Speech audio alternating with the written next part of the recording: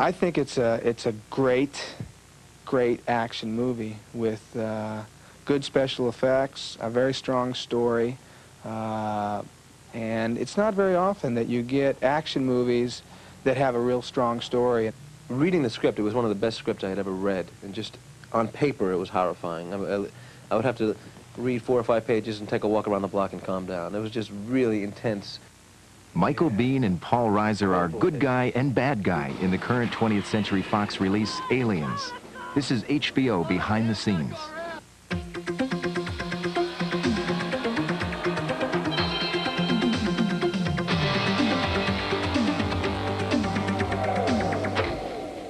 Michael Biehn, a tough but sensitive warrior in The Terminator, puts on his armor once again in Aliens starring Sigourney Weaver. When I work on these, a lot of people have asked me, do I feel bad about not being able to be the hero, not being able to be the one at the end who does everything, but it's okay. I mean, both characters that I played were strong, male, characters, and when I'm working on them as an actor, I never think, oh, well, I'm not going to be in the end of the movie and this bums me out, or I don't feel good about that.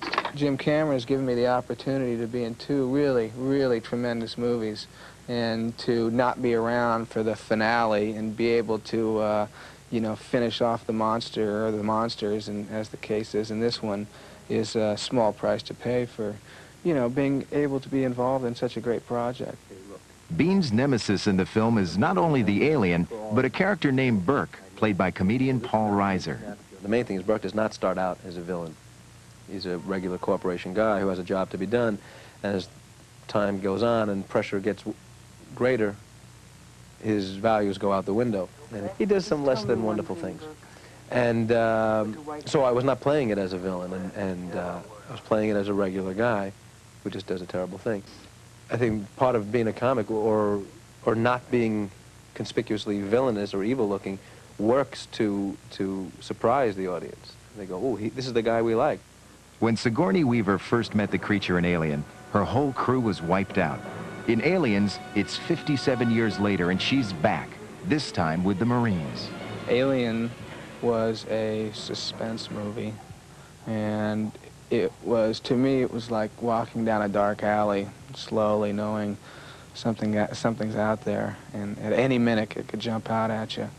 Where Aliens is much more of an action movie than a suspense movie, and it's more like the scares and thrills that you get from a roller coaster ride. It's exciting and scary as compared to being like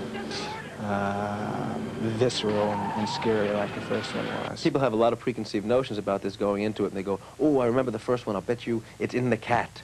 And we remember the first time the android was the villain. So we have this kind of sinister-looking android. The thing that amuses me is that people actually laugh during the film at the fact that they're being so manipulated. They go, oh, you're not going to do this to us. And they go, yes, he is. And they'll just, there's a scene where Newt is submerged in water, and you just know that somewhere in that murky water is one of these aliens. You just go, don't do this to the kid. No, he's going to get the kid. The kid is 9-year-old Carrie Henn, who plays Weaver's adopted daughter, Newt. She'd never worked in a movie before, and she was always there, and it was kind of funny because when she first started off, it was all sort of, I could tell she was sort of in awe of it all and didn't really know what was going on. And towards the end of the shoot, it was like, Biehn, you're not on your mark, So she got a little worldly. Aliens was written and directed by James Cameron and stars Sigourney Weaver, Paul Reiser, and Michael Biehn. This is HBO Behind the Scenes.